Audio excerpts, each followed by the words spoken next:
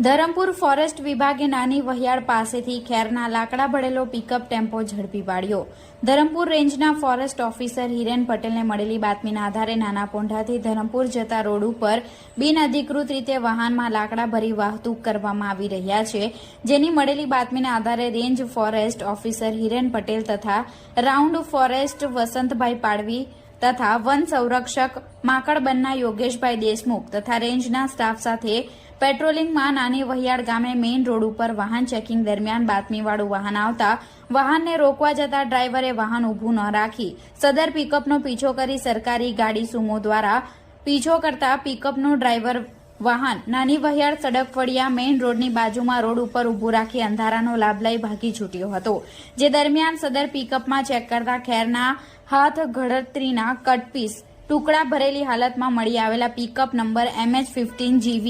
1596 ને સ્થળ ઉપર અટક કરી સદર વાહનમાં અનામત પ્રકારના ખેર હાથ ગણતરીના કટપીસ બિનઅધિકૃત રીતે વાહતુક કરતા મુદ્દામાલ નંગ 131 ઘન મીટર 1.624 વાહનની અંદર મળી આવેલ, જે મુદ્દામાલની અંદાજિત કિંમત રૂપિયા 1 લાખ તથા પિકઅપ ગાડીની અંદાજિત કિંમત 2,50,000 મળી કુલ 3,50,000 રૂપિયાનો મુદ્દામાલ જપ્ત કરી અજાણ્યા ઈસમ વિરુદ્ધ ગુનો નોંધી આગળની વધુ તપાસ હાથ ધરી છે।